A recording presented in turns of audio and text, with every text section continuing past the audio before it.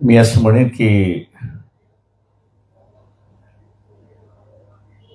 समाज व्यवस्था आणि समाजातली माणसं ही संकोचित होत चालली आहे अशी असणारी परिस्थिती आहे. ती आता एवढी संकोचित होत चाललेली आहे की एखाद्या प्रश्नाची जड ही मला लागणार आहे का, माझ्या कुटुंबाला लागणार आहे का,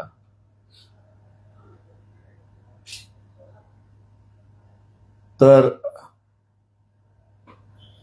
मी त्याच्यामध्ये लक्ष घालतो. पण ती मला झळ लागणार नसेल तर मी त्याच्याकडे असं दुर्लक्षित करतो अशी असणारी परिस्थिती आहे.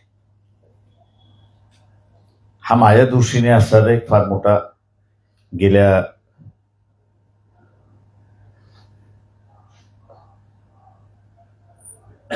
अनेक वर्षांमधला बदल जो बघतोय तो परिणामकारक आहे असं मी त्या ठिकाणी बघतोय. आणि त्याचा असणारा परिणाम आपल्याला दिसतोय की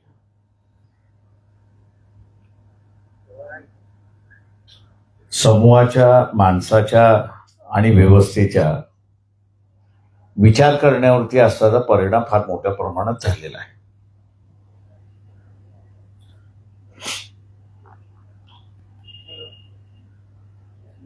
आणि त्या सगळ्यातून असणारा एक अस्वस्थता व्यक्त होते अशी असणारी परिस्थिती आहे. मग ती भटक्या समाजातली व्यवस्था व्यक्त होते, ती शेतकऱ्यांमधली होते, ती शेतमजुरांमधली असणारं होते, लहान समूहामधला असणारा जो व्यापारी आहे त्याच्या माध्यमातून आपल्याला असणारं त्या ठिकाणी दिसतंय. म्हणजे इथे कुठेही समाज स्थिर व्हावा अशा स्वरूपाचं कुठेही आपल्याला दिसत नाही.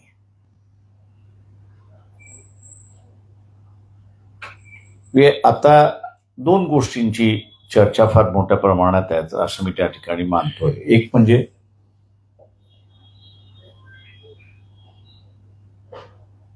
खरंच का भारतीय ॲग्रिकल्चर जे आहे, मार्केट जे आहे, कृषी बाजारपेठ जी आहे देशाची, ही खुली होणार का?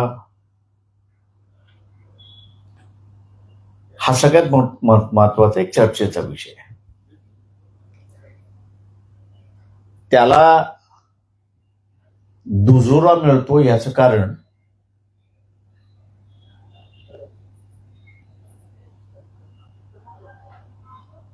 की कापसाची असणारी बाजारपेठ जी आहे ती एकंदरीत खुली गेलेली. सरकारचा असणारा हमी भाव हा 8,000च्या आसपास आहे आणि ब्राझीलमधनं येणारा भारतामध्ये कापूस हा 7,000 येतोय अशी असणारी परिस्थिती आहे. म्हणजे एका बाजूला तुम्ही व्यापाऱ्याला म्हणताय की 8,000च्या खाली विकत घ्यायचं नाही आणि दुसऱ्या बाजूला जो इम्पोर्टर एक्सपोर्टर आहे त्याला तुम्ही सूट देताय की तू 7,000मध्ये कापूस इथे घेऊन येऊ शकतो.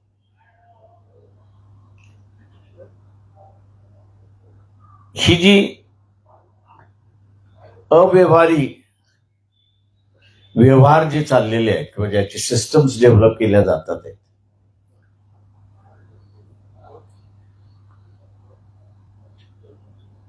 त्याचा परिणाम असणारा हा नुसता मार्केट व्यवस्थेवरती होत नाहीये, तर त्याच्याच बरोबर तो असणारा त्या त्या घटक पक्षावर, त्या त्या घटक वर्गावरती असणारा होतो. एका बाजूला आपण असणारं चायना बरोबरचा असणारं आमचे संबंध चांगले नाहीत, आणि पण आज आपण असणारं तुम्ही फिगर बघा,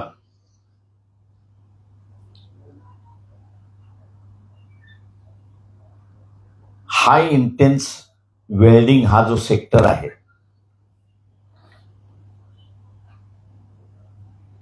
एक पोटेन्शियल आहे. भारताने विकसित केला नाही ते स्किल, अवेलेबल स्किल आहे पण विकसित केला नाही, आणि त्याच्यामुळे चायनीज कंपन्या त्याच्यामध्ये घुसलेल्या आहेत. त्यांची माणसं आणून ते असणारे या ठिकाणी काम करतात.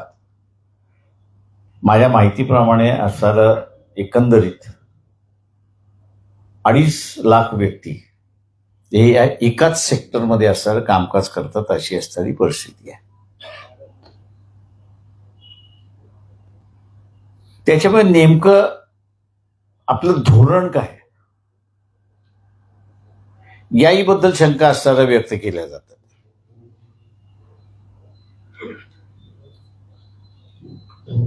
आणि मी असं दुर्दैव असं म्हणेन की सामान्य माणसांपर्यंत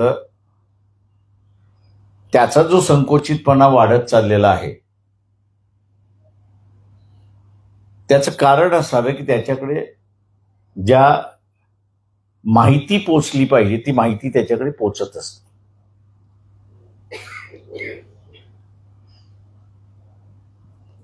म्हणजे मीडिया हा जो भाग होता, इन्फॉर्मेशनचं डिसइन्फॉर्मेशन करण्याचं असणारं जे सेंटर होतं ते सिलेक्टिव्हली झालेलं आहे.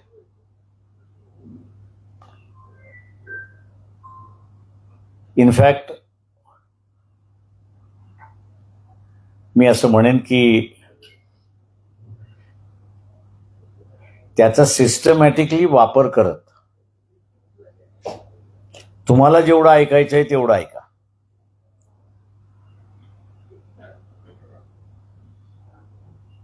दुसरं कोणी काही करत असेल तर त्याच्यावरती असणारा कारवाई करत करत करत ते पुन्हा नियंत्रण खाली आलं, अशी असणारी परिस्थिती आहे.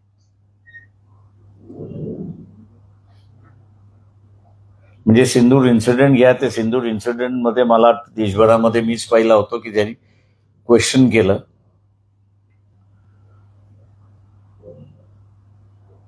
की सीजफायर तुमचा आहे की अमेरिकेचा आहे? तुम्ही जेव्हा जिंकत होता तेव्हा तुम्ही सीजफायर का केलं? तुम्ही ज्यावेळेस आर्मीकडे असताना सगळे निर्णय घ्यायचे सोडले होते, त्यावेळेस आर्मीला सीजफायर करण्याचा असणारा अनाउन्समेंट का करून दिलं नाही? म्हणजे याचं रॅमिफिकेशन फार वेगवेगळे आहेत.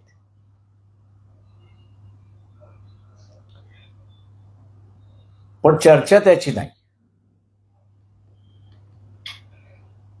चर्चा कशातली होती की आम्ही असणारं कराची पोर्ट उडवलं की न उडवलं. आता कोणाला माहित नसेल त्याला मी माहिती देतो. चिपळूण सगळ्यांना माहिती आहे. चिपळूणच्या बाजूला गोलकोट आहे, माहिती आहे? गोलकोट वरती तुम्ही उभं राहिलात रात्री तर तुम्हाला असणारा कराचीच्या बंदरातली लाईट दिसते. पहिला टीव्ही काय असतो हे दूरदर्शनवरती आम्ही नाही बघितलेलं आहे. तो पहिल्यांदा असणारा गोलकोटला आम्ही बघितला, आणि तीही कराची टीव्ही बघितलेला आहे. त्याच्यामुळे ह्या ज्या स्पेसिफिकली ज्याला आपण म्हणतो की जाणीवपूर्वक चुकीची माहिती पुरवणं,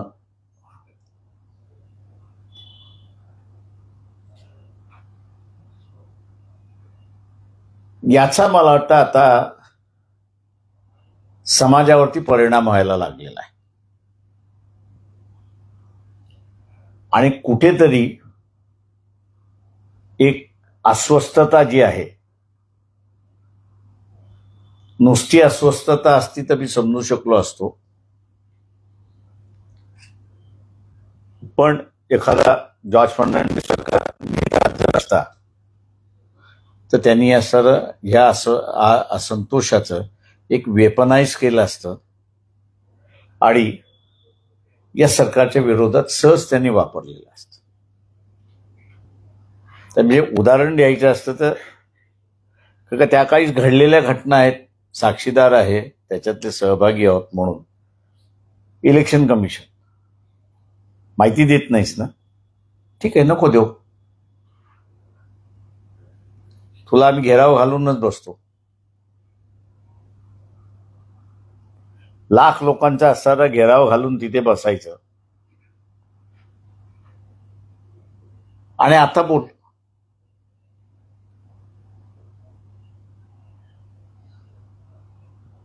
पण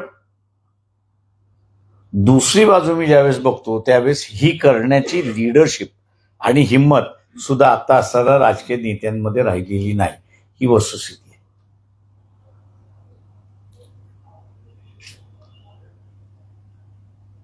त्याच्यामुळे सिस्टमच एका बाजूने पॅरलाइज होत आहे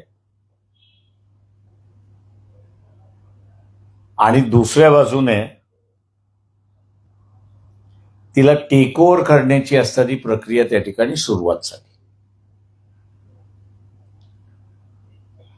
तर हे व्यवस्थेला म्हणून मी असणारा डेंजरस त्या ठिकाणी मानतोय. आज आपण बघितलं असेल की आपला व्यापार हा असताना अमेरिकेबरोबर होता, ते मी मानतो याच्यासाठी की हा एक चर्चेचा भाग पाहिजे होता. तुम्हाला नवीन मार्केट्स मिळतील का, तर निश्चितपणे मिळतील, नाही असं नाही, पण ते मिळवण्यासाठी तुम्हाला एक गेस्टेशन पिरियड असतो, 7-8-10 महिन्याचा गेस्टेशन पिरियड असतो. या गेस्टेशन पिरियडमध्ये तुम्हाला असणारा माल विकता आला नाही म्हणून तुमच्याकडे असणारं फॉरेन एक्सचेंज आलं नाही, तर तुमच्या फॉरेन एक्सचेंजवरती परिणाम काय होणार. आज तुम्ही मला विचारलं तर मी मनमोहन सिंगांच्या आकडेवारी जर घेऊन बोलायचा प्रयत्न केला का एक ॲटलिस्ट इंटेलेक्च्युअल ऑनेस्टी ज्याला म्हणता येईल ती त्या काळामध्ये होती असं मी त्या ठिकाणी मानतो की त्यांनी फॉरेन एक्सचेंज रिझर्व यांनी असा एक वेगळाच कॉलम केला होता त्या इकॉनॉमिक सर्वेच्या ह्याच्यामध्ये, आणि तिथे असं असताना त्यांनी एक स्पेसिफिक हेड केलं होतं त्याच्यामध्ये, आणि ते म्हणजे वर्नेबल फंड्स म्हणून.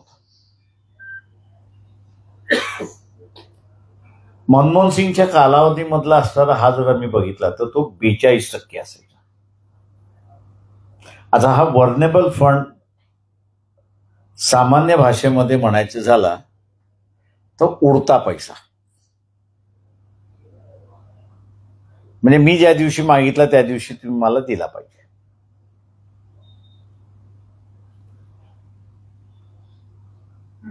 आता त्याचं प्रमाण किती आहे याचं अनऑफिशियली सांगितलं जाते की 52% आहे.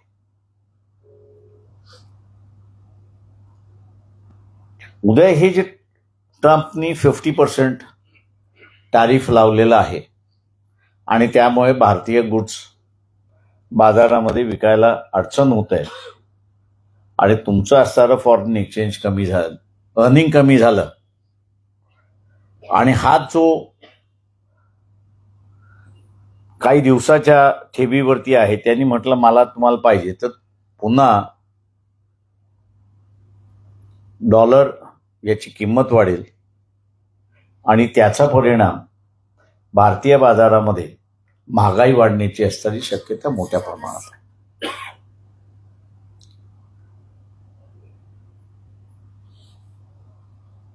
आज राजकीय दृष्टिकोनातून जर विचार केला तर याची असणारी चर्चा ना विधानसभेत होते, ना लोकसभेत होते, ना इथे असणारे राजकीय पक्ष जे आहेत ते करायला मागतात. प्रत्येक जण कोणाने कोणाच्या तरी पाठीमागे लपवण्याचा भाग चाललेला आहे. आणि आपल्याला असताना सगळं अलबेल आहे म्हणून त्या ठिकाणी सांगितलं जाते. मी दुर्दैवाने असं म्हणेन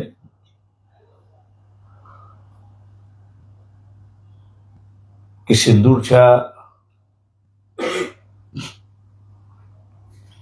घटनेमध्ये आपल्याबरोबर कोणीच उभं राहिलं नाही. आणि त्याच्यानंतरची असणारी परिस्थिती आपण त्या ठिकाणी पाहिली.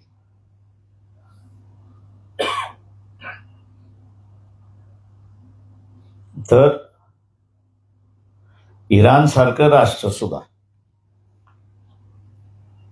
किंवा रशिया सारखं राष्ट्र सुद्धा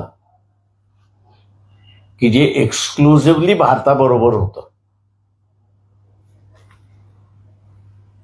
त्यांनी आता स्वतःला स्प्लिट करून घेतलेलं आहे. ते भारताबरोबर आहेत याच्याबद्दल दुमत नाही, पण सायमल्टेनियसली ते पाकिस्तान बरोबर सुद्धा आहेत हे आपण लक्षात घेतलं पाहिजे.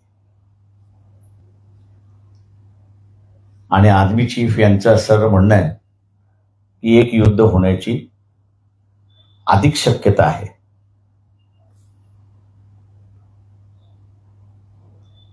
मी अनेक जणांना विचारले याचं कारण काय सांगा. आपल्या इथे असणारं ज्याला मी मगाशी म्हटलं की संकुचित होत चाललं गेल्यामुळे माझ्या कुटुंबाला मला परिणाम होणार आहे का, तर नाही. मग मी कशाला विचार करू. यामुळे मनमोहन सिंगांनी जे असणारं जगाला भुरळ घालण्यासाठी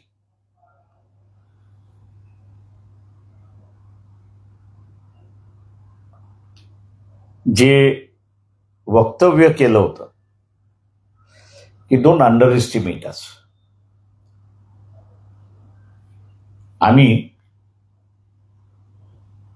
25 कोटी भारतीय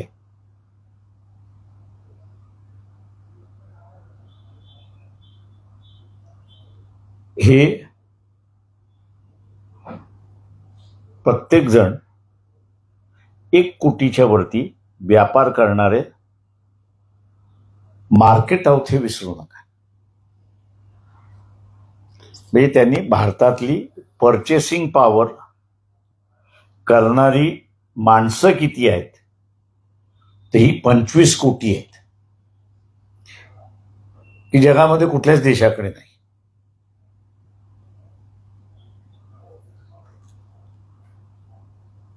आज ती कदाचित वाढली असतील.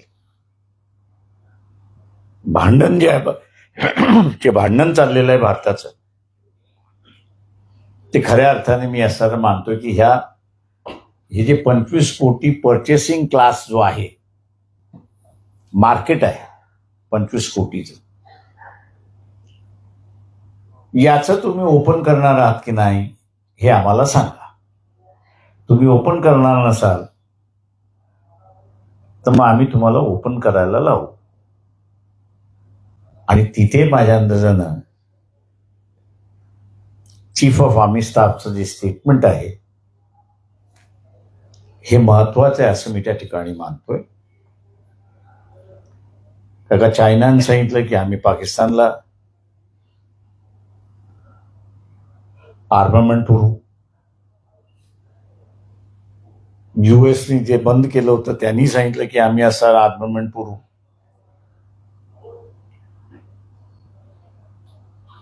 युरोपियन कंट्रीजनी सुद्धा त्या ठिकाणी असणारा वी विल स्ट्रेंथन पाकिस्तान म्हणून त्या ठिकाणी सांगितलं. इंग्लंडनी सांगितलंय.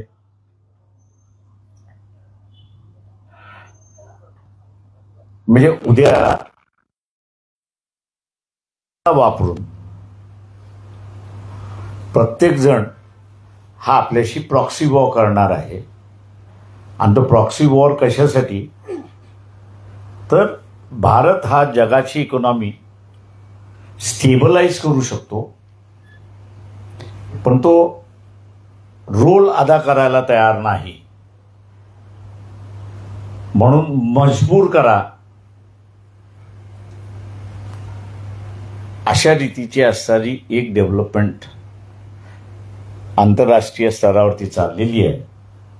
आणि तिला जर योग्य रीत्याने आपण हँडल करू शकलो नाही तर आतापर्यंत आपल्याला फक्त काही शहरांमध्ये टेररिस्ट अटॅक हे फेस करावे लागत होते. आता त्याच्यापेक्षा वेगळ्या पद्धतीच्या असणारं अटॅक्स हे सहन करावे लागतील अशी परिस्थिती आहे. त्याच्यामुळे मी असं म्हणेन की इथे एक म्हणून मी मध्यंतरी असं म्हणालो होतो की ज्यांनी कोणी चोऱ्या केलेल्या आहेत ते सगळ्यांनी कबूल करावं की आम्ही चोऱ्या केलेल्या आहेत. माणूस एकदा नागडा झाला की त्याला कोणी हात लावू शकत नाही अशी असणारी परिस्थिती आहे. आणि भीतीचं जे वातावरण आलेलं आहे ते भीतीचं वातावरण संपवायचं असेल ते एक तर नवीन लिडरशिप आली पाहिजे समाजव्यवस्थेमध्ये, किंवा जी एक्झिस्टिंग लिडरशिप आहे की जिला भीती वाटते की मला असणाऱ्या पास्ट कर्तृत्वामुळे कारवाई होऊ शकेल, त्यांनी असणारं देशव्यवस्थेसाठी असणारं आपले गुन्हे लोकांसमोर कबूल करून लोक माफ करतील, मोकळे होतील. पण आज जे असंतोष आणि अनस्टेबलायझेशन जे झालेलं आहे त्याला कुठेतरी आपल्याला आळा घालता येईल. उद्या मी उद्या जसं म्हणालो की इथे असणारा युद्धाची परिभाषा इथे असणारा चीफ ऑफ आर्मी स्टाफ यांनी असणारं केलेली आहे. पण त्याच्याच बरोबर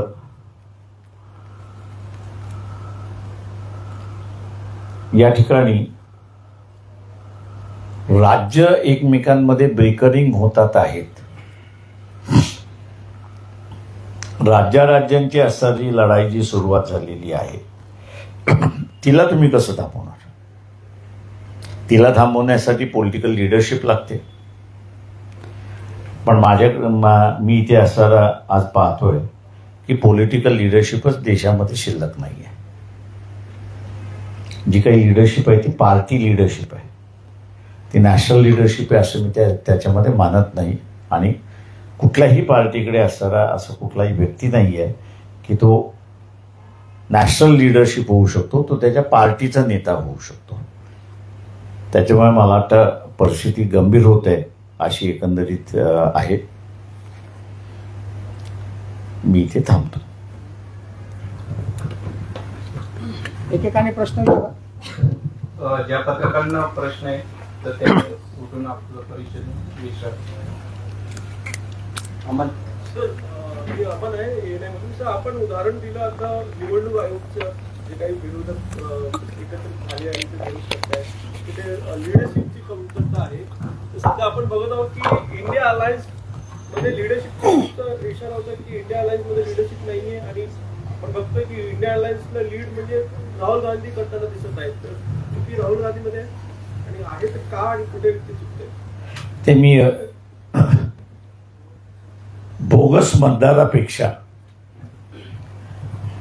मी असं म्हणेन की त्यांनी इलेक्शन कमिशननी स्वतःहून जे कमिट केलेलं आहे महाराष्ट्राच्या इलेक्शनसाठी की 6 नंतरचं झालेलं मतदान याच्याकडचा आमच्याकडे रेकॉर्डच नाही. आता 6 नंतर झालेल्या मतदारांचं रेकॉर्ड नाही हे जर इलेक्शन कमिशन स्वतःहूनच म्हणत असेल म्हणजे एका अर्थाने इलेक्शन कमिशननेच 6 नंतर जे मतदान झालं ते बूथ कॅप्चरिंग होऊन दिलं. कारण त्याची एक पद्धत आहे की 6 नंतरच्या मतदानाची तुम्ही मतदान ती फॉलो केली नसेल तर तो सगळ्यात मोठा फ्रॉड आहे. ज्या प्रश्नांवरती बसून तुम्ही असा इलेक्शन कमिशनला सहजरित्याने माघार आणू शकता, त्याच्यावरती न लढता तुम्ही असारा हे जे मतदारांमध्ये याद्या दोनदा आहेत. मी असारा माया मतदारसंघातलं जर अनालिसिस करायचं सांगितलं तर आज त्या ह्याच्यामध्ये असारा डुप्लिकेट नावं आहेत का? तर आहेत. उद्याचा लढा जरी उभा झाला तर ते काय म्हणतील आम्ही रद्द करून टाकतो. तुम्ही गेन काय केले? जी फ्रॉडलंट सिस्टम जी आहे त्या फ्रॉडलंट सिस्टमला तुम्ही असा अटॅक करत नाही आहात.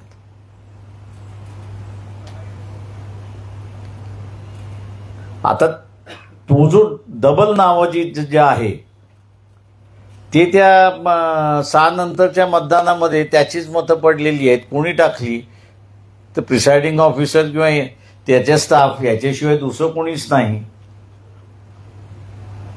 तुम्ही तिथे म्हणजे जिथे लिकेजेस आहेत तिथे जर तुम्ही लढायला उभा राहिलात तर तुम्हाला बदल त्या ठिकाणी दिसतील, नाही तर नाही दिसणार. आता हे जर आम्ही लढतोय म्हणून दाखवायचं, लोकांसमोर आम्ही लढतोय म्हणून दाखवायचं, नुसतं दिखाऊपणा असेल तर तो रुलिंग पार्टीला किंवा जे करणारे जे आहेत त्यांच्यावरती परिणाम काहीच नाही आहे. मी असं म्हणेन कदाचित रुलिंग पार्टी सुद्धा त्याच्यामध्ये नसेलही असं धरून चालतो मी. पण मग तुम्हाला शोध केला पाहिजे की हू इज बिहाइंड इट. मला नेहमीच इंदिरा गांधीची असणारी त्याच्या ह्याच्यामध्ये की ती नेहमीच म्हणायची की India should always be aware that foreign agencies are working against India. त्यावेळेसही असं त्या वाक्याची बरीच टिंगल व्हायची. पण आत्ता ज्यावेळेस लक्षात येते की ते सिरियसली बघण्याची गरज आहे की फॉरेन एजन्सीज त्याच्यामधल्या असणाऱ्या मॅन्युप्युलेट करते का, की तुमचे इलेक्टेड रिप्रेझेंटेटिव्ह जे आहेत हे त्यांच्या इशाऱ्यावरती चालणारे पाहिजेत. अशी सिस्टम आलेली आहे का? सिंदूरवरनं मला डाऊट आहे की वॉर पिरियडमध्ये the prime minister is not in control, Donald Trump is in control.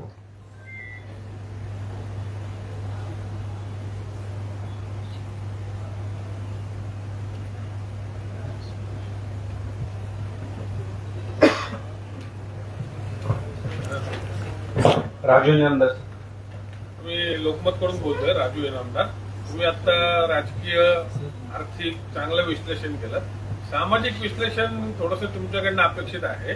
हे काय झालंय, सगळे आंबेडकरी चळवळीमधले सगळे नेते कोणी याच्या हाताला, कोणी त्याच्या हाताला, कोणी त्याच्या हाताला, असे सगळे विखुरले गेले. माझा एक सवाल आहे तुम्हाला, काउंटर प्रश्न आहे. मला फक्त नावं घ्या, रामदास आठवले सोडून उरलेलं कोणाकोणाच्या हाताला लागलेलं आहे ते हाताला नसतील आहे कोण आहेत मला नावं तर तुम्ही स्वतः आहात. मी एकटाच आहे. ऐका ना, तुम्ही स्वतः आहात. त्यानंतर रामदास आठवले आहे. मी तुम्हाला म्हटलं रामदास आठवलेचं नाव सोडून बोला. बरं ठीक आहे. माझा प्रश्न असा आहे की हे असं स्कॅटर्ड झाल्यामुळं कोण स्कॅटर्ड झालेलं आहे म्हणून मी तुम्हाला नावं विचार. काय झालं माहिती आहे ना की तुमचा सगळ्यांचा असणारा एक राजकीय ग्रह झालेला आहे. तुम्ही व्हेरी फ्रँक हा माझा आता नाही, माझा जुना आरोप आहे हा की ज्याची ताकद नाही त्याला उभं करायचं. वर्तमानपत्रातून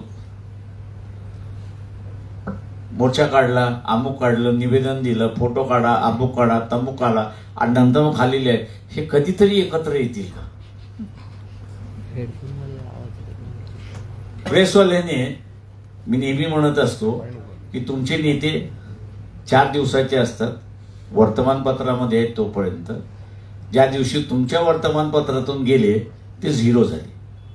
त्याच्यामुळे आज असताना फक्त एकतर मी आहे किंवा रामदास आठवले, तिसरा नाहीच आहे महाराष्ट्रामधला. त्याला जोडून रिपब्लिकन चळवळीचं भविष्य काय बघतात? माझ्या प्रश्नाचं हे आहे, रिपब्लिकन चळवळीचं भविष्य काय पाहता तुम्ही? आता समजा प्रश्न आहे त्याच दाखवा.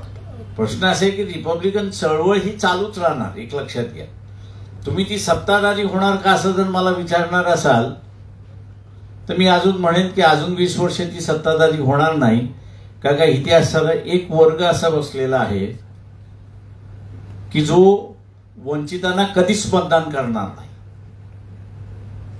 आणि त्यांची संख्या कमी नाहीये. ती 30% मतदान आहे की जो वंचिताला कधीच मतदान करणार नाही. का त्याला असं वाटतंय की मी वंचिताला मतदान केलं आणि हा वंचित निवडून आला तर माझा कॉम्पिटिटर झाला, माझ्या वैभवाचा कॉम्पिटिटर झाला, माझ्या साधनांचा हा कॉम्पिटिटर झाला आणि मग हे मी ह्याचं शेअर का करू ह्या एका कारणास्तव तो असताना मतदान करणार नाही. त्याच्यामुळे हा सोशल बदल व्हायला, मतदान देण्याच्या याच्यामधला बदल व्हायला अजून एक कालावधी जावा लागेल. तो बदलतोय आणि त्याला बदलण्याची संधी आणि वेळ आपण दिली पाहिजे. क्रेडिबिलिटी हा विषय आहे का? कारण तुमच्या सही तुम्हाला जे मतदान झालेलं होतं ते त्यावेळेस अनपेक्षित होतं, मात्र नंतरच्या निवडणुकांमध्ये ते मतदान तुमच्या सोबत राहिलं नाही, तुमचं मतदान कमी होत गेलं. रादर बऱ्याच रिपब्लिकन नेत्यांच्या बाबतीमध्ये हे कायम पाहायला मिळाले की सातत्य जे आहे त्यांच्यावरती विश्वास ठेवलेल्या इव्हन दलित मतदारांचा सुद्धा विश्वास जो आहे तो कायम टिकवू शकत नाही किंवा संपादन करून ठेवू शकत नाही. ते प्रश्न असा आहे की तुम्हाला दलित मतदान इथे किती आहे असं वाटतंय महाराष्ट्रामध्ये? किती आहे? 9.5% आहे. त्याच्यामध्ये त्या 9.5% 3.5% असे आहेत की जे बीजेपी आणि काँग्रेसकडे कायमचे बांधलेले आहेत. उरलेल्या ह्याच्यामध्ये जो लढणारा आहे त्या लढणाऱ्याबरोबर जनरल क्लासचा मास हा कधी मोठ्या प्रमाणात जमतो किंवा तो कमी प्रमाणात जमतो. त्याच्या जमण्याच्या ह्याच्यावरती रिपब्लिकन चळवळीला मतं किती मिळाली हा नेहमी फ्लक्च्युएशनचा भाग राहिलेला आहे. काल तुम्ही एक ट्विट केलं, काल जरांगे पाटलांच्या संदर्भात एक ट्विट केलं तुम्ही, तर भूमिका काय? ते मुंबईला निघाले, दोन्ही गटामध्ये वाद निर्माण दिसत आहे. मी एवढंच फक्त म्हणालो की तुम्ही लढताय रयतेतल्या मराठ्यांसाठी, पण राजकारण जे आहे ते निजामी मराठ्यांसाठी चाललेलं आहे. हे आता हळूहळू ओपन आउट व्हायला लागलेलं आहे. त्याच्यातून बाहेर पडा आणि रयतेतल्या मराठ्यांचाच लढा उभा करा अशी परिस्थिती आहे. सर, एकीकडे निवडणूक आयोगाचा गोंधळ सुरू असताना केंद्रीय गृहमंत्र्यांनी 130वे संविधान सुधारण्याचं बिल आणलंय. प्रधानमंत्री, मुख्यमंत्री, केंद्रीय मंत्रिमंडळातील मंत्री आणि राज्यमंत्री जे आहेत त्यांना 1 महिन्याच्या वर जर कुठल्याही गुन्ह्यामध्ये बेल नाही भेटली तर त्यांना राजीनामा देऊन जेल करावं लागेल. केजरीवाल, तामिळनाडूचे काही मंत्री त्यानंतर हे बिल आणलं गेले. अर्थात त्याच्यावर जेपीसी बसेल. ही बिलामधील सुधारणा काही वेगळं घडवेल असं वाटतंय? मंत्रिमंडळ कोणाच्या इच्छेवरती चालतं? संविधानामध्ये काही तरतूद आहे का?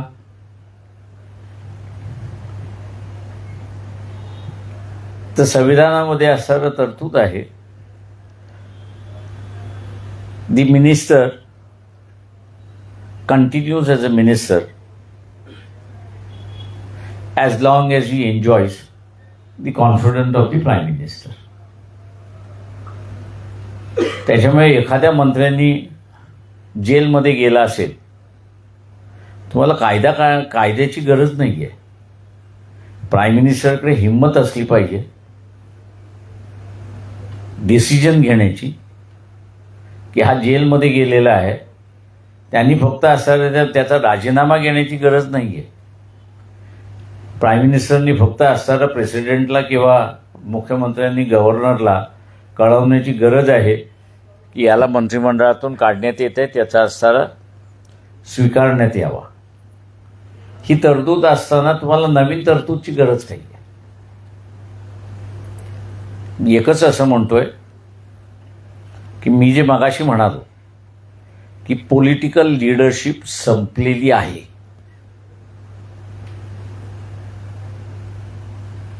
आणि पॉलिटिकल लीडरशिप संपलेली असल्यामुळे मी कुठलाही निर्णय घेऊ शकत नाही.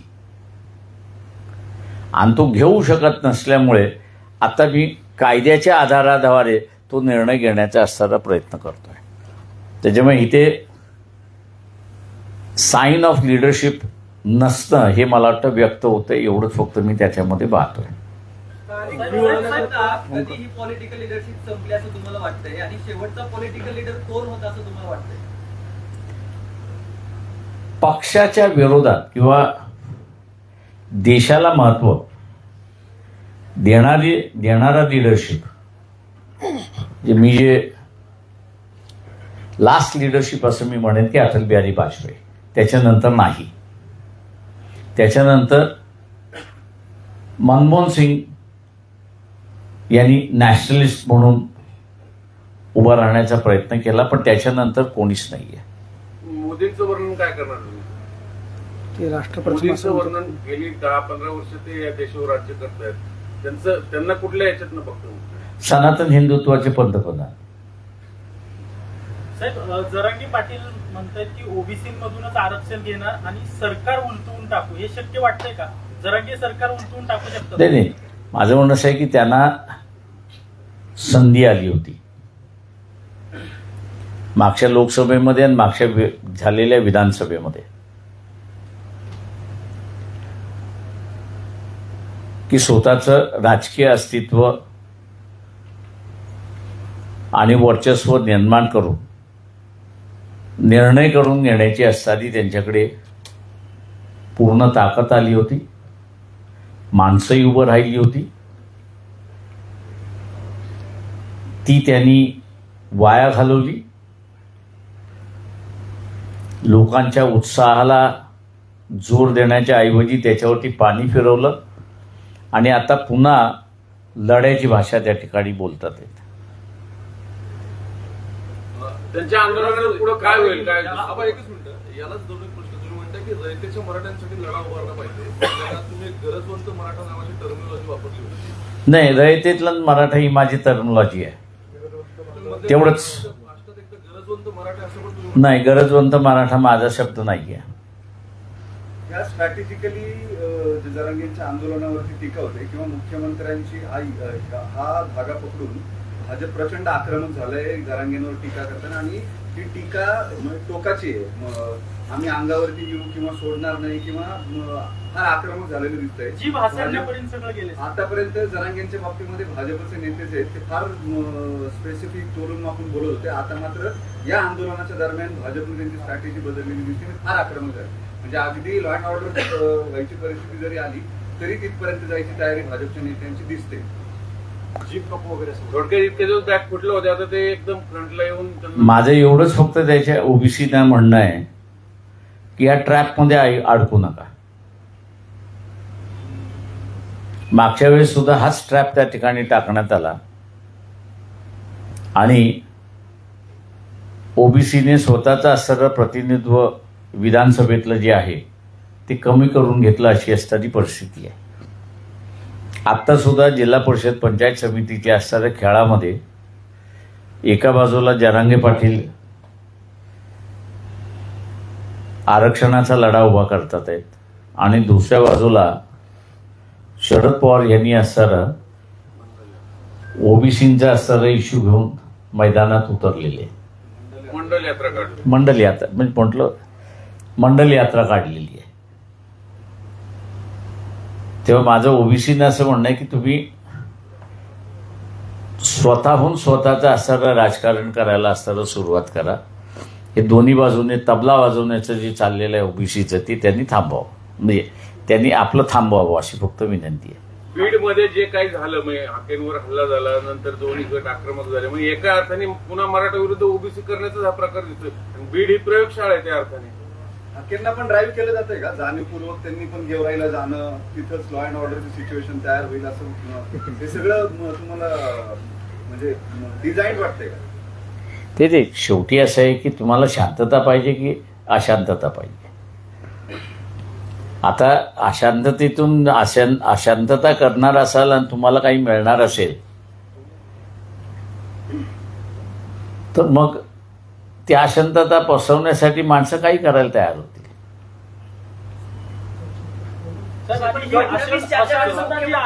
जालना, बीड, मराठवाड्यातील हे काही जिल्हे आहेत इथेच कायम होत असते. हे मान्य आहे तुमचं. Sir, question on economics. How do you look at the economic condition of this India, especially continuous fluctuation in the international? See, now what needs to be watched out, म्हणजे आता काही वॉच आउट करावं लागणार आहे ते म्हणजे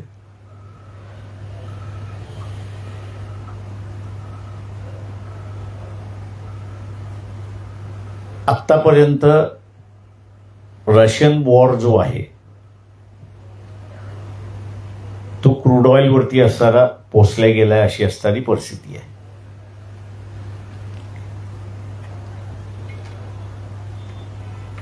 रशियाला control करण्यासाठी आता असणारा क्रूड ऑइल प्राइसेस कमी करा अशा रीतीची असणारी एक चर्चा जोरदार सुरुवात झाली आहे.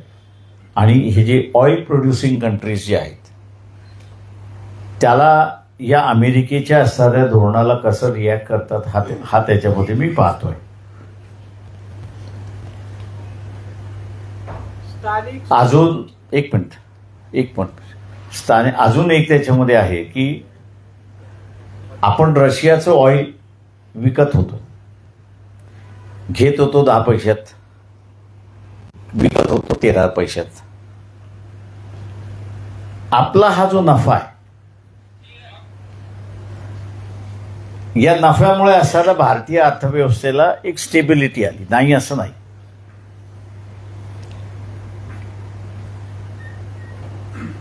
उद्या समजा एका अर्थाने रशिया युक्रेन वॉर खऱ्या अर्थाने थांबलं किंवा त्याच्यामध्ये 1-2 वर्षासाठी सुद्धा जसा प्रयत्न केला जातोय की तिथे असणारा ब्रेक घेण्यात यावा असं जे चाललेलं आहे त्यामध्ये युरोपियन कंट्रीजना जे आज इनडायरेक्टली तेल आणि गॅस चाललेला आहे तो डायरेक्टली जाऊ शकतो. तो डायरेक्टली गेल्यानंतर आपलं जे 3 रुपयाचं इन्कम कमी झालेलं आहे त्याचा फटका किती होणार हा त्याच्यातला महत्वाचा आहे. आणि ज्याला आपल्याला म्हणता येईल की ट्रम्पनी आपण दर वर्षाला रशियन ऑइल किती विकतो याचा त्यांनी फिगर दिला होता, दॅट वॉज $85 बिलियन. आता $85 बिलियन मध्ये इव्हन 2% जरी आपल्याला प्रॉफिट असेल तर आपलं इन्कम किती आहे हे आपण पाहिलं पाहिजे. त्याच्यामुळे तो असणारा इफेक्ट फार मोठा आहे असं मी त्या ठिकाणी मानतोय. आता सध्याच्या जागतिक परिस्थितीमध्ये किंवा आज रात्रीपासून जो आपल्याला टॅरिफ लागू होतो, अज्युम करा तुम्ही पंतप्रधान असता तर काय निर्णय घेतला असता? हे जेव्हा येते हे लक्षात आलं असतं तो ऑल्टरनेटिव्ह मार्केट्स अवेलेबल काय आहेत ती शोधली असती आणि त्यांच्याबरोबरचा असणारा व्यवहार हा आपण सुरुवात केला असता.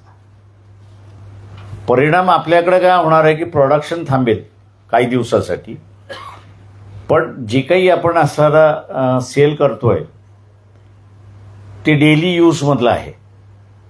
त्याच्यामुळे त्याला तुम्हाला ऑल्टरनेटिव्ह मार्केट मिळालं तर आहे, पण परिणाम हा आपला सोडा जो करणार आहे त्याच्यामध्ये कसा आहे.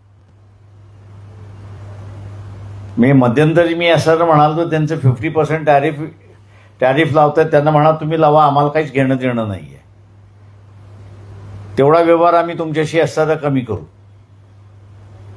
परिणाम आपल्या इथं आहे, पण तिथे US महागाई वाढणार त्याचं काय, इन्फ्लेशन वाढणार त्याचं काय, किंवा असणारा अमेरिकन व्यापाराने 50% टॅरिफ लागले त्याच्या ह्याच्यामध्ये सुद्धा घेतलं as a requirement. Cost effect जो आहे तो अमेरिकन जनतेला त्या ठिकाणी भरावा लागणार आहे. टॅरिफ हे जे वेपन आहे हे डबल एजेड वेपन आहे, हे आपण लक्षात घेतलं पाहिजे. आगामी स्थानिक स्वराज्य संस्थांच्या निवडणुकांमध्ये बोलत होते.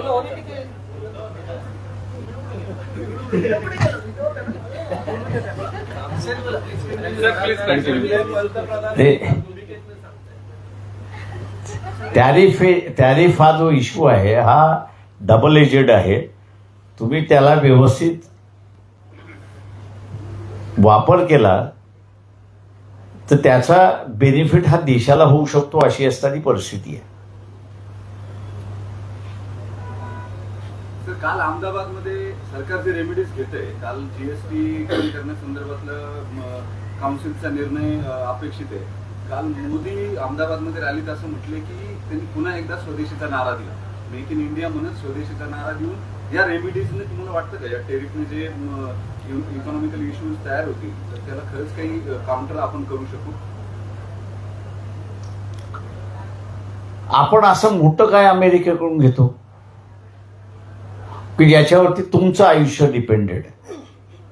पण इथे प्रत्येकाने विचारलं पाहिजे स्वतःला की माझ्या घरामध्ये लागणाऱ्या ज्या बेसिक वस्तू आहेत त्या बेसिक वस्तूमध्ये एखादी वस्तू अशी आहे की जी अमेरिकेकडून येते अशी वस्तू आहे का?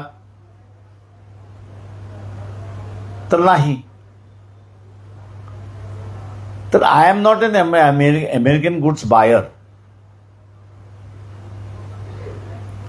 त्याच्यामुळे मी बायर नसल्यामुळे माझ्यासारख्या अनेक आहेत देशामध्ये.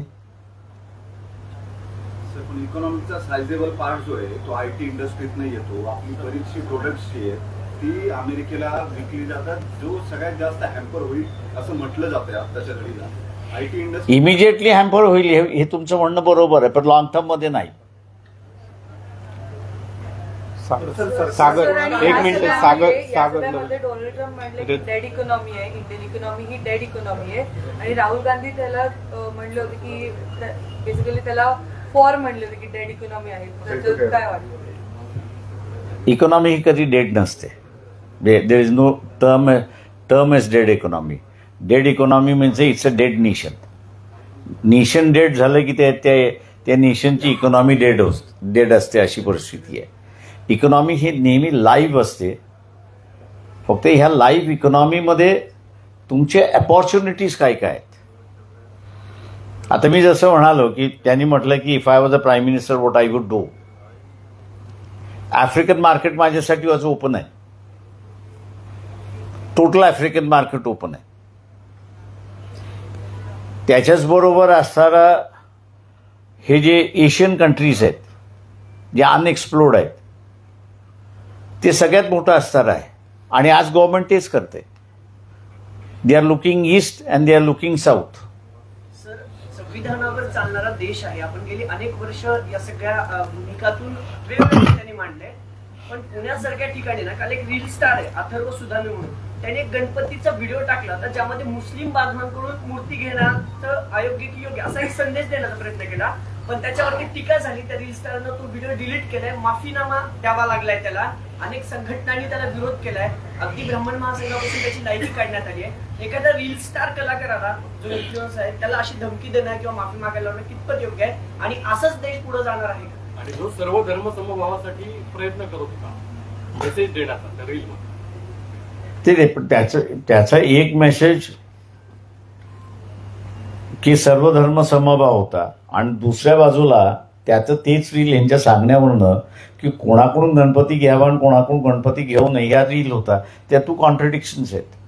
त्याच्यामुळे समाज व्यवस्थेनेच कुठलं कॉन्ट्रडिक्शन नाकारायचं ते पूर्णपणे नाकारून दिलं. स्थानिक स्वराज्य संस्थांच्या निवडणुकामध्ये वंचितची भूमिका काय असणार आहे आणि आंबेडकर बंधूंमध्ये 2 गट पाहायला मिळत आहेत. वंचितची भूमिका ही सत्ताधाऱ्यांच्या विरोधात असते आणि आनंदराज आंबेडकर हे सत्ताधाऱ्यांबरोबर गेले तर काय कसं बघतो? एकनाथ शिंदेबरोबर गेलेले आहेत. या इलेक्शनमध्ये एकनाथ शिंदे सत्ताधारी राहतात की बिगर सत्ताधारी राहतात याचा निकाल लागायचा आहे. एक मिनिट. दुसरं जे आहे, जिथे वंचितची भूमिका जी आहे ती आम्ही असं मागच्या 2 महिन्या अगोदरच क्लिअर केली होती की आम्ही जिल्हा स्तरावरती अधिकार देण्यात आलेले आहेत की त्यांनी जिल्ह्याच्या लेवलवरती बीजेपी सोडून त्यांनी असं युती केली तर आम्हाला हरकत नाही. सर, भविष्यात राहुल गांधी मोदींना काउंटर करू शकतो ज्या पद्धतीने ते चालले जातात, वोट चोरी ह्या सगळ्या गोष्टी ते लोकांनी डिसाईड करायचं असतं. पोटेन्शियल वाटतं तुम्हाला राहुल गांधी? लोकांनी ठरवायची असते ती पोटेन्शियलिटी. सर, तुम्ही संविधानाच्या बाबतीत आग्रही असता. मला अभिव्यक्ती स्वातंत्र्याचा एक विषय सतत चर्चेत आहे. वंचितच्या काही कार्यकर्त्यांनी गेल्या 15 दिवसांपूर्वी पुण्यात एक संन्यस्त खडकचा प्रयोग बंद पाडला. काल नवी मुंबईला सुद्धा तो प्रयोग बंद पाडला काही दलित कार्यकर्त्यांनी, आणि त्यात आक्षेप घेतला जातो की संन्यस्त खडक जे लिहिलंय ते गौतम बुद्धांच्या बाबतीमध्ये त्यांची भूमिका जी आहे ती चुकीच्या पद्धतीनं मांडण्यात आली. त्यावरती जे पटकथाकार आहेत किंवा दिग्दर्शक जे प्रोड्युसर जे आहेत त्यांनी सुद्धा त्यांची भूमिका जाहीर केली. जी वाक्य वगळायची मागणी केलेली होती ती वाक्य वगळली, तरी सुद्धा कालचा नवी मुंबईचा प्रयोग थांबवण्यात आला.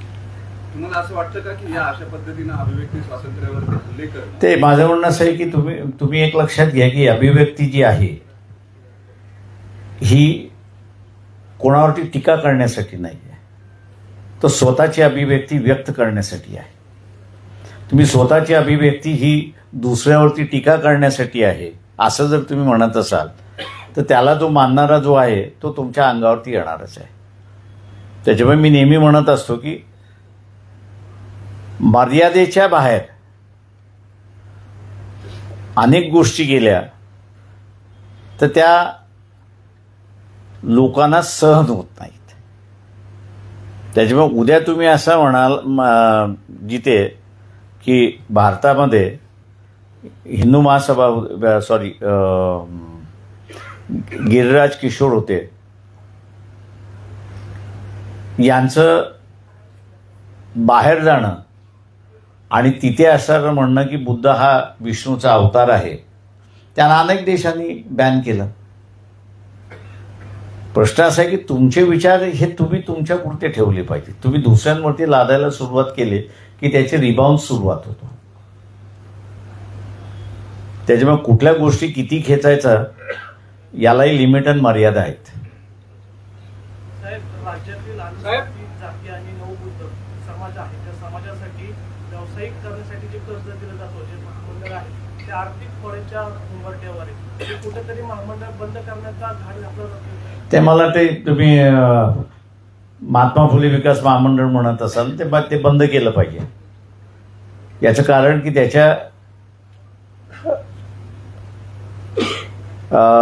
ज्याला म्हणता येईल की दुसरं इन्स्ट्रुमेंट जे गव्हर्नमेंटने उभे केलेले आहेत त्या सगळ्या ह्याच्यामध्ये त्या अधिक प्रभावित आहेत असं मी त्या ठिकाणी मानणार आहे. याचं कारण की महामंडळं ही जी निघाली सगळी, म्हणजे अण्णाभाऊ साठे महामंडळ निघालं, शबरी महामंडळ निघालं, वसंतराव नाईक महामंडळ निघालं, महात्मा फुले विकास महामंडळ निघालं आणि अजून अशी 7 महामंडळ आहेत. आता 50 झाले. प्रत्येक समाजाला ते प्रत्येक समाजाला दिलेली, पण त्याचं बजेट नाही अजून. यांना ॲटलिस्ट थोडं बजेट आहे. या बजेटमधनं त्यांचा सिव्हिल स्कोर संपवण्यात आलेला आहे. त्याच्यामुळे ते बँकिंग सिस्टमने चालू झाले असतं तर अधिक चांगले आहेत असं मी त्या ठिकाणी मानलं असतं. पण ते बँकिंग सिस्टमने न चालवल्यामुळे ते असताना नुसतं कुरण म्हणून असणारं ज्याला म्हणता येईल त्या स्वरूपामध्ये दिलं आहे. म्हणून मी म्हणाल की ते बंद झाली तरी काही फरक पडत नाही. असो वंचितांच्या आणि बहुजनच्या लाईफस्टाईल मध्ये काही विशेष फरक पडत नाही. तर अशा केसमध्ये एक सेपरेट इलेक्टोरल सिस्टीम जी बाबासाहेबांनी सांगितली होती त्याच्यावर एक नवीन सिस्टम तयार करून काय याच्यावर परिणाम होईल. आणि दुसरं प्रायव्हेट सेक्टरमध्ये अफर्मेशन ऍक्शन संदर्भात तुमचं काय म्हणणं? ते माझे त्याच्यावरती एक मत आहे की ज्या सेपरेट इलेक्टोरल सिस्टमचं बाबासाहेबांनी ब्रिटिश असताना त्यांनी ती मागणी ठेवली, मान्य करून घेतली, काही वेळेस चालवलीही. पण ज्यावेळेस घटना निर्माण करण्याची असणारी चर्चा ही सुरुवात झाली त्यावेळेस त्यांनी सेपरेट इलेक्टोरलला स्वतःहूनच विरोध केला होता. आणि ते म्हटले आम्ही स्वतःहूनच जर राज्य करणार असो तर मतदारामध्ये भेद असता कामा नये ही त्यांची असणारी भूमिका होती आणि त्यांनी त्याला विरोध केला होता. त्याच्यामुळे त्यातून फार काही साध्य होईल असं मी त्या ठिकाणी मानत नाही आहे. एकच प्रश्न विचारतो सर, आपण म्हणालात की आपले पक्ष म्हणजे RPI रिपब्लिकन चळवळीतील 20 वर्षानंतर लोक सगळेजण मतदान करतील. तर आतापासून आपण किंवा रामदास आठवले साहेब असे आपल्या कार्यकर्त्यांना संघटनात्मक किंवा संस्थात्मक कुठले कार्यक्रम दिले आहेत की त्या विश्वास आपल्याला आहे की 20 वर्षानंतर ते येतील आणि त्याचं रिस्पॉन्स काय येतो? आजच्या स्थितीच्या याच्यामध्ये तुम्ही नुसतं कार्यक्रम बघता, मी कार्यक्रम बघत नाही आहे. जी काही ओव्हरऑल डेव्हलपमेंट झालेली आहे मग ती सायंटिफिक क्षेत्रामधली असेल की ज्याची चर्चा कधीच झालेली नाही आहे किंवा IT सेक्टरमध्ये असणारा वंचितांचा पार्टिसिपेशन किती आहे त्याचीही चर्चा कधी झालेली नाही आहे किंवा इथला असणारं जे काही बेसिक डेव्हलपमेंट झाल्या गव्हर्नमेंट ऑर्गनायझेशन्स मार्फत त्याच्यामधलं असणारं कॉन्ट्रीब्युशन जे आहे त्या कॉन्ट्रीब्युशनच्या असणाऱ्या चर्चा झालेल्या नाहीत किंवा इथला असणारं मिलिटरी सेटअप आहे ते मिलिटरी सेटअपमधला असणारं झालेलं नाही. पण सामान्य माणसा हा त्याच्याबरोबरचा असणारा ज्याला आपल्याला म्हणता येईल की व्यवहारातून संबंधातून जवळ यायला लागलेला आहे. आणि म्हणून जी काही सोशल ॲनिमॉसिटी होती ती हळूहळू आता असणारं गळायला लागलेली आहे. हा क्लास आज मी असं म्हणेन की सत्ताधारी होण्याच्या ह्याच्यामध्ये आहे का तर ती प्रोसेस सुरुवात झाली आहे. मी 20 वर्ष ह्याच्यासाठी म्हणालो की नेक्स्ट जनरेशन जी येईल या सगळ्या ह्याच्यामध्ये ती स्वतःला व्यक्त करणारी वेट जनरेशन असेल आणि ही जशी स्वतःला व्यक्त करणारी जनरेशन होत असेल तशी ती एसर्टिव्ह सुद्धा असेल. आजची जी एसर्टिव्ह आहे ती व्यक्तिगत एसर्टिव्हनेसच्या साठी अशी मी त्या ठिकाणी मानतोय. तो मग ज्या सिस्टममध्ये आहे त्या सिस्टमच्या एसर्टिव्हनेससाठी तो ज्यावेळेस बाहेर पडेल त्यावेळेस माझ्या अंदाजानं इथे